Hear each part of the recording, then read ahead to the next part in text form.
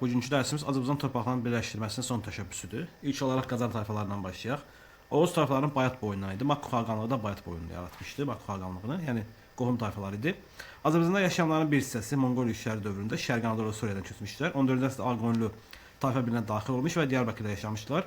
Həsən Padşahın dövründə yenidən Azərbaycana qayıdaraq Gəncə, Bərdə, İrəvan ətrafında məskunlaşmışlar. Diyarbəkirdən olduqları müddətdə Ələbi şeyxlərin apardığı təbliğat nəticəsində digər Oğuz tayfaları ilə birlikdə Şiə məzhəbini qəbul etmişlər. Səfəvi sülaləsinin hakimiyyətə gəlməsində mühüm rol oynayan 7 qızılbaş tayfalarından biridir.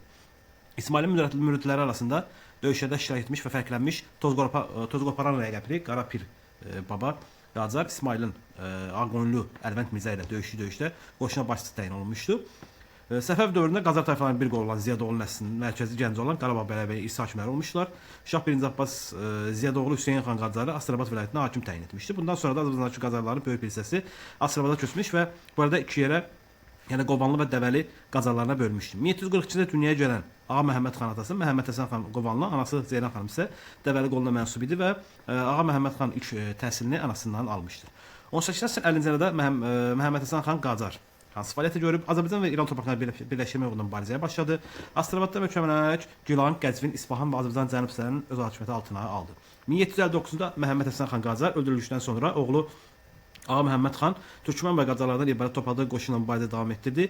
Kərim xanzadəsində döyüşdü birində Ağa Məhəmməd xan əsir alınsa da Qacarlar münasibəti yaxşılaşdırmaq üçün Kərim xanzadə onu öldürməyib 16 il Şirazda girov saxladı öz yanında. Sonra isə öz müşaviri təyin etdi. Kərim xanzadə ölümündən sonra 1779-da Ağa Məhəmməd xan Şirazdan Astrabada gələrək bir düşmənçi edən Qobanlı və Dəvəli birləşdirib öz ətrafına yığdı. Daha sonra Ağa Məhəmməd xan ölkənin vahid dövlətdə birləşmək üzrə mübarizəyə başladı. Və 1785-ci ilin sonu, 86-cı ilin əvvəllərində Zəndər üzərində qələbədən sonra Mazandaran, Astrabad, Gilan, Tehran, Qum, Kaşan, İsfahan və Xorasan böyük bir hissəsini özündə birləşdirdi. Tehranı iqamətgahına, sonrasında dövlətin paytaxtına çevirdi. Şah tül götürərək öz adına şir və günəş kəşfirli Şiru Xurşid qızıl pul kəsdirdi, amma tac qoyma mərasimi imperiyanın tam bərpa olmasına qədər təxirə saldı.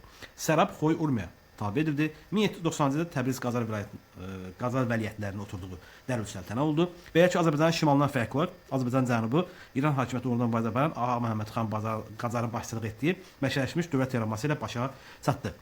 Azərbaycan cənub xanlıqları Ağa Məhəmməd xanın hakimiyyətini tanıdılar. Bundan sonra Qacar xanı Səfəv imperiyasını tamamilə bərpa etmək üçün Azərbaycanın şimal xanlıqları və Şərqi Gürcüstanı birləşdirməyə başladı. 1783-cü ildə Katli çarlığının öz himayəsində alan Rusiya Azərbaycan şimal xanlığını tədbir artırmışdı. Rusiya isə Toqquşmanın qaçılmaz olduğunu görən Ağa Məhəmməd xan özünə müttəfiq tapmaq üçün Osmanlı sarayına elçilər göndərdi. Bu zaman Rusiya regionunda irəliləməsindən narahat olan İngiltərə və Fransa da Qacar dövlətinə yaxınlaşdı. Qacarların Azərbaycan şimalına birinci yürüşlərinə baxaq 1795-də. Ağa Məhəmməd xan Cənubi Qafqaza, o cümlədən Azərbaycanın şimalına yürüş etmək məqsədi ilə Azərbaycanın şimal xanlıqları, xüsusilə də Qarabağ xanlığını tabe etmək istəyirdi. Səfəv dövlətinin bütün sərhədlərini bərpa etmək istəyirdi. Rusiyanın Cənubi Qafqazı işğal etməsinin qarşısını almaq və Rusiya ilə yaxınlaşan Gürcü xanlığı cəzalandırmaq istəyirdi. Qacar xanlığını tabe etmək üçün əvvəlcə diplomatik yollar ataraq Azərbaycan şimal xanlığını tabe etmək üçün onlara fərman göndərdi. Bu zaman xanlar fərmanları rədd etsələr də müqavimət üçün vahid cəbhə yarada bilmədilər. Yalnız Gəncə, Şəki və Quba xanlıqları bu çağrışa müsbət cavab verdi. Qarabağ xanı İbrahim Xəlil xan, Lənkəran xanı Mir Mustafa xan Qacara qarşı birlikdə müqavimət göstərməyə qərara aldılar. Bu ittifaqda Qaxet çarı 2-ci İraqlı və İrəvan xanı Məhəmməd Hüseyn xan da qoşuldu. Bəzi xanlıqlar isə hərbi kömək üçün Rusiyaya müraciət etdilər. Qacarların diplomatik yolla xanlıqları tabe etmək planını baş tutmadıqda ona görə də onlar 1795-ci ilin yayında 60 minlik qoşunla 3 istiqamətdə Azərbaycanın şimalına hücuma başladı. Qacarların Azərbaycanın şimalına birinci yürüşü zamanı istiqamətləri bunlar idi. Birinci dəstə Muğan və Şirvandan keçib Dağıstana zərbə vurmalı idi. İkinci dəstə Ağa Məhəmməd xanın özünün başçılıq etdiyi Qarabağ Gürcüstana hücum etməli idi. Üçüncü dəstə isə qardaşı Əlqulu xanın başçılıq etdiyi qoşun İrəvana hücum etməli idi. Ağa Məhəmməd xan Qacarın Azərbaycanın şimalına birinci yürüşü, ona qarşı ittifaq yaratmış xanlıqlar İbrahim Xəlil xan, yəni Qarabağ xanı, Mir Mustafa xan Lənkəran xanı, Məhəmməd xan İrəvan xanı, həmçinin Qadlı Qaxet çarı 2-ci İraqli idi. Qacarın Gəncəyə Lənkərana yürüşü zamanı Mir Mustafa xan müqavimət göstərmək üçün Saradasa köçərək müdafiə mövqeyi tutdu. Əliqulu xan Qacar Naxçıvanda sərt müqavimət rast gəldiyi üçün Naxçıvan mühasirəsindən əl çəkib yaxşı müdafiə olmayan İrəvan qalasını ələ keçirtdi. Qacarın yürüşü zamanı əsas hücum hədəfi isə Qarabağ xanlığı idi. Bu zaman İbrahim Xəlil xan Qacarın yürüşünə mane olmaq üçün Xudafərin körpüsünü uçurtmağı əmr etmişdi. Qacar körpü hazırlatdırıb Araz-Sərə keçərək Şuşa qalasını mühasirəyə aldı. Şuşa qalası 33 gün müdafiə olundu. Lakin qala müdafiəçilərin müqaviməti və Qacarın ərzaq çətinliyi Qacarın Şuşanı 33 gün mühasirədə saxlaması və onların əl çəkməsini planlarını dəyişdirib Tiflis üzərində yürüş etməyə məcbur etdi. Qazalı Gürcüstana yürüşü Zavatxanın başçılığı ilə Gəncə Ziyadoğlu tayfalarda iştirak edirdi və 1795-ci ilin avqustunda Qacar Tiflis tutaraq bütün Gürcüstanı tabe etdi. Qacarın birinci yürüşü zamanı hakimiyyətinə qəbul etmiş xanlar isə Kərbəli xan, Naxçıvan xanı, Məhəmməd xan, İrəvan xanı, Hüseyn xan, Bakı xanı və Dərbənd xanlığı, az sonrası Şamaxı xanlığı da tutuldu. Şəki xanlığı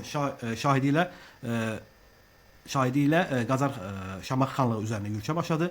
Qacarın gəldiyini eşidən Şamaxı xanı Mustafa xan şəhəri tərk etməyə əmr etdi. Qacarın ordusu boş qalmış şəhərə keçdi. Bundan sonra Qacar Dağıstan hakimiyyətinə fərman göndərərək ona tabe olmağı tələb etdi.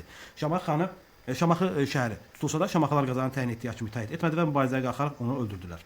Qacar ordusu Kürdistanla Gəncəyə çəkildiyi zaman Şamaxı xan Mustafa xan Qacar ordusu müqavimət göstərməyərək şəhəri tərk etdi.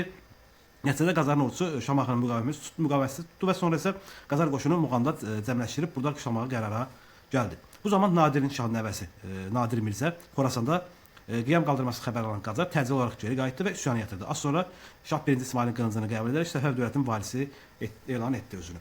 Dövlətin hüquqi təmin etməyə, yəni hüquqi statusunu təmin etməyə qədər rəsmi tac qoymasını gecikdirdi. Nəhayət Qacar saray əyanlarının təkidi ilə 1796-cı il 21 martda Novruz bayramı günündə müəyyən bir tədbir keçirdi və özünü şah elan etdi. Və Qacarların rəsmi hakimiyyəti 1796-1925-ci ilə qədər davam etdi və bundan sonra da Qacar yürüş edərək Xorasanı Qacarlar dövlətinə birləşdirdi. Lakin Ağa Məhəmməd xan Qacar Azərbaycanın birinci yürüşü zamanı yalnız bir neçə xanlığın hakimiyyətini qəbul etdirə bildi və onu Azərbaycanın şimal bölgəsinə tabe etmək planı baş tutmadı.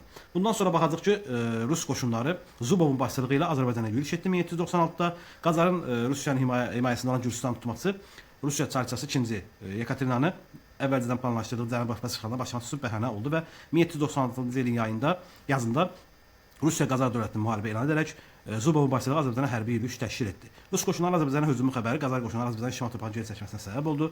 Xorasanda olduğu üçün hadisədən xəbər tutan Qacar Tehrana qayıtdı. Bu zaman Şamaxı Quba xanı Ruslara müqavimət göstərdi. Lakin həmin il Zubov Azərbaycanın şimal bir hissəsini, yəni Dərbənd, Quba, Bakı və Gəncəni işğal etdi və 1796-cı 2-ci Yekaterina ölümü ilə əlaqədar Rus qoşunları Azərbaycan şimalından geri çağırıldı və belə ki 18-ci əsrin sonunda Rusiya Azərbaycan torpaqlarına möhkəmlənə bilmədi, nə də Qacar möhkəmlənə bilmədi. İndi Qacarların 2-ci yürüşünə baxaq 1797. 1797-ci ilin yazında əvvəl Cənub hakimiyyəti möhkəmlənmək üçün Ərqulu xan böyük qoşunları Təbrizə göndərdi, öz isə Ərdəbilə gəldi Ağa Məhəmməd Şah Qacarın.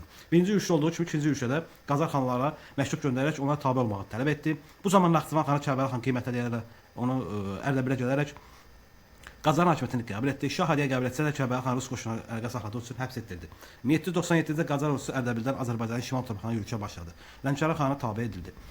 İkinci yürüş zamanı Qacarın əsas hücum hədəfi birləşdirmə məsələsində əsas yer tutan Qarabağ xanlığı idi. Qarabağ xanlığından sonra Şamaxı xanı Mustafa xan, Şəki xanı Səlim, Quba xanı Şeyxəli, Gəncə xanı isə Cavad xan öz itaətini Qacara bildirdilər. Lakin Qacar Şuşaya gələndə Bakı xanı Hüseynqulu xan və Gəncəli Cavad xanı 1796-cı ildə Rus ordusuna müqavimət göstərmədikləri üçün həbs etdirdi. Həbs olunanlar arasında İbrahim xanın baş vəziri Molla Pənah Vaqif və xanın qardaşı oğlu Batman Qılıc və Məhəmməd bəy Cavanşir də var idi.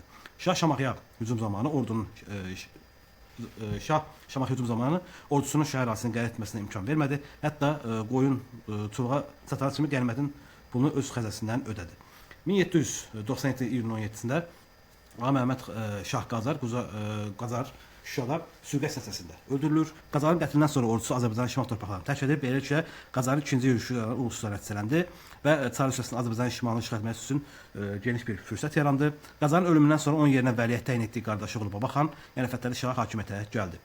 İndi oxşarlıqlara baxaq. Tarixdə Xorasan üsyanları var. 1028-ci ildə Səlcuqlarda Mahmud Qəzəliyə qarşı, 1318-ci Hülaki xana, yəni hökmdar Əbüsayda qarşı baş vermiş Xorasan üsyanı, 1730-cu ikinci Təhmasibə qarşı qalxmış və Nadir xan yatırmışdı onu və 1795-ci ildə Ağa Məhəmməd xan Qacar qarşı Nadirin nəvəsi tərəfindən qalxmış üsyan var idi.